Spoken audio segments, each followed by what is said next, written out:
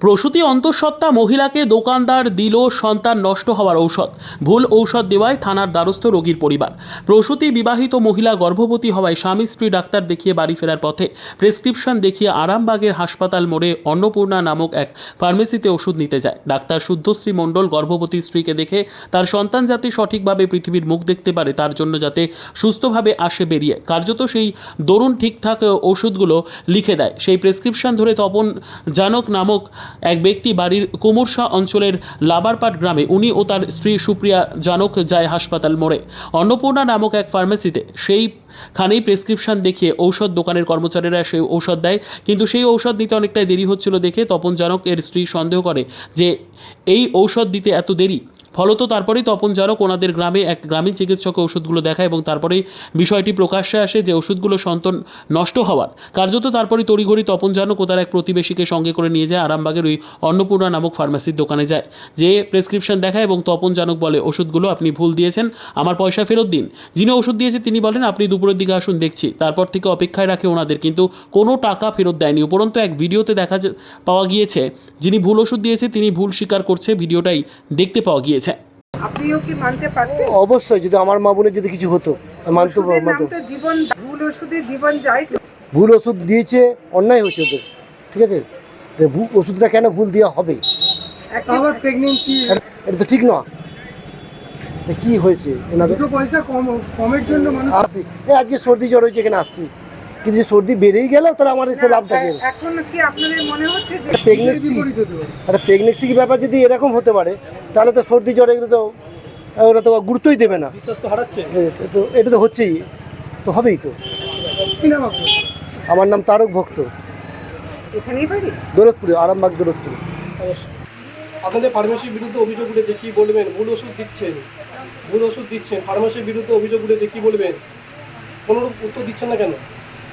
আমি দেখুন না, একটা প্রশ্রুত একটা তার গর্ভেতে সন্তান আছে, এরকম ভুল ওষুধ দিচ্ছেন কেন? আপনাদের ভগবানের পরের স্থান তো এইসব ডাক্তারের পরেই ওষুধ। এই ওষুধ দোকানে আপনাদের কাছে বিশ্বাস করে সাধারণ খেটে গিয়ে মধ্যবিত্ত পরিবারের মানুষেরা ওষুধ দোকানে ওষুধ কিনতে আসে ভুল ওষুধ দেওয়ার জন্য।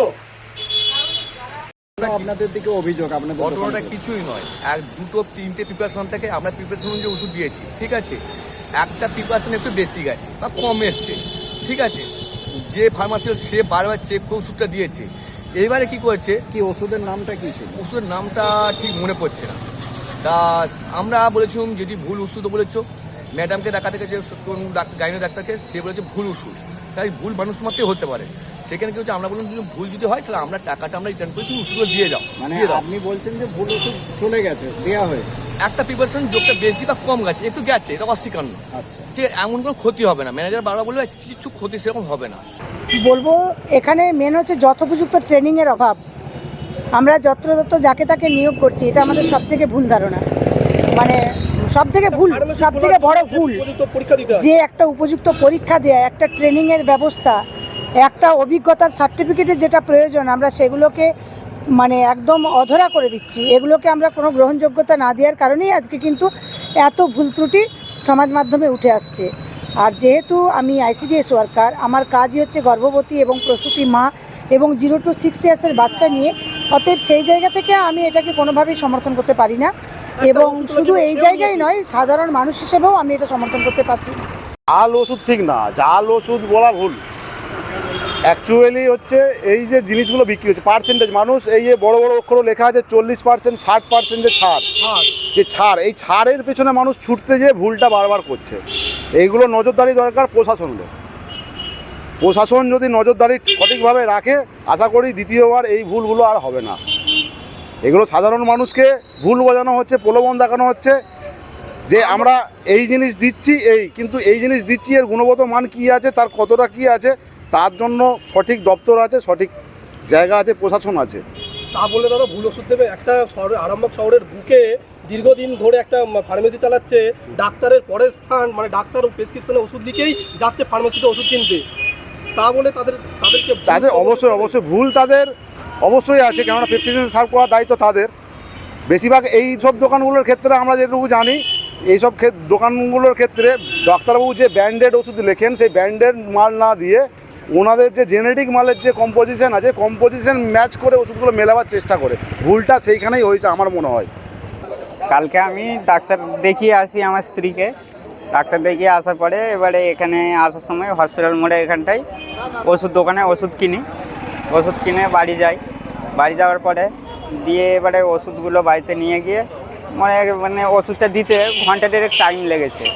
মানে তখনই আমার স্ত্রীর একটু সন্দেহ হয়েছে যে ওষুধ এই 4-5টা ওষুধ দিতে এতক্ষণ টাইম লাগে। দেওয়ার পরে দিয়ে আমার গ্রামেতে ডাক্তার আছে, ওষুধ দোকান আছে, তাদেরকে দেখিয়েছি। দেখাবার পরে বললো যে এগুলো সব ভুল ওষুধ।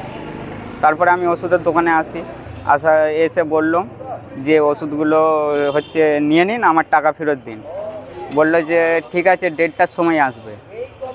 দিয়ে 1:30টার সময় বলে আমরা বসেই আছি, না খাওয়া না দাওয়া, গাড়ি ভাড়া করে এসেছি, টোটো ভাড়া করে এসে বসেই আছি। গিয়ে বসে থেকে বললো যে 1:30টার সময় এলাম, কোনো কথাই বলছে না। না বলার পরে এখানে চলে গেলাম, এই ক্লাবের দাদারাকে বললাম যে এই ব্যাপার, যে ওষুধটা দিয়েছে ওষুধটা বাচ্চা ঠিক থাকার জায়গায়, যাতে বাচ্চাটা নষ্ট হয়ে যায় সেই ওষুধ দিয়েছে ওষুধের দোকানে।